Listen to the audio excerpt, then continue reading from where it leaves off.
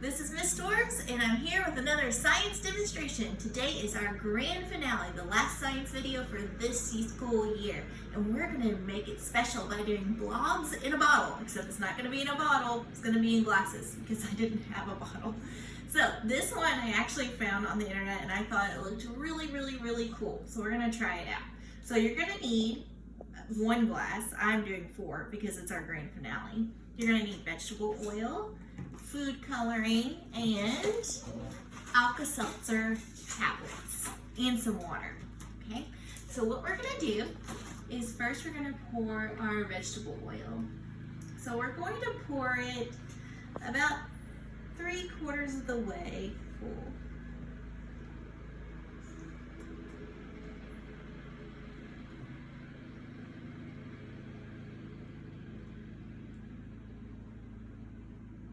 Might have to fill it a little bit less so I have enough.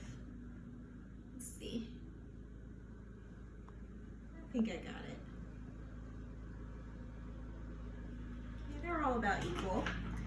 Then we are going to pour some water on top of that to fill it almost to the top.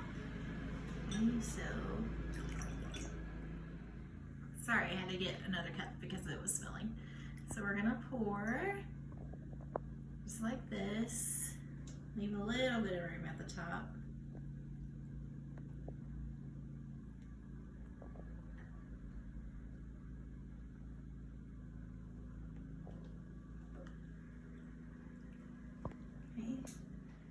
Okay, so now we're going to add our food coloring. This is gel food coloring, so I'm hoping that it works. He says on Science Bob about 10 drops, so I'm gonna do red,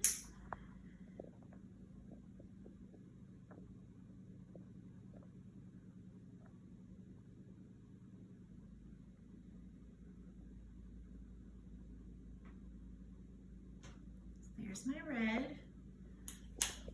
I'm gonna do orange.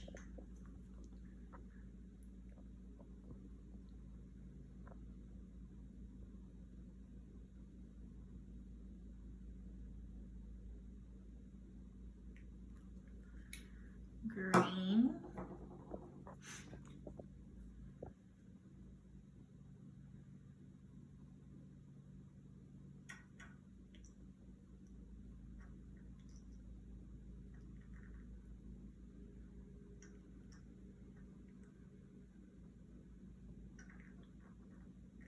And put a little less of green because there's some big drops in there. And then, oh, I already did orange, blue.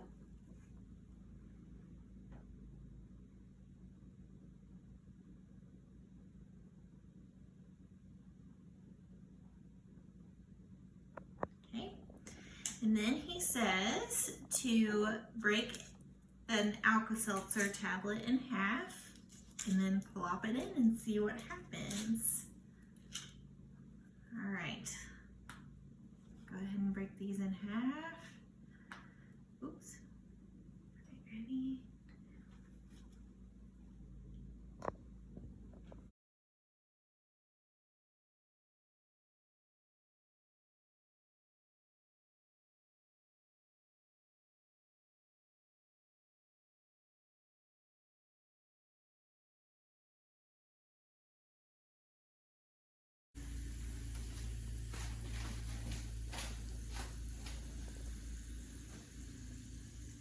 Okay, so the big question is, how does this work? So to start off, if you notice when I put the water into the glass, it sank to the bottom. That's because the vegetable oil is less dense than the water.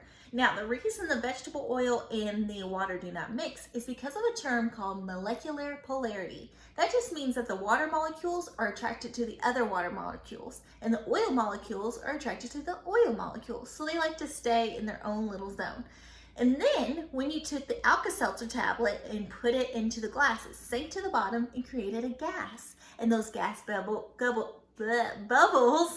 rose and took some water with it, some of the colored water. And that made the little blobs. And then when it reaches the surface, the gas escapes and the water goes back down. Pretty cool, right? If you do this demonstration in a bottle, you're able to keep it by just screwing the lid on. And anytime you want to see it come back to life, you just put another Alka-Seltzer tablet in. Pretty cool. Of course, this was just a demonstration. It's your job to make it an experiment by asking a question.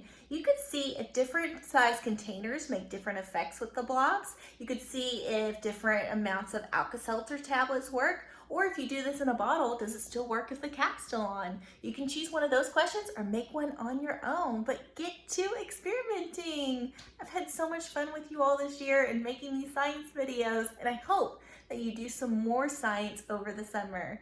Can't wait to see you all again.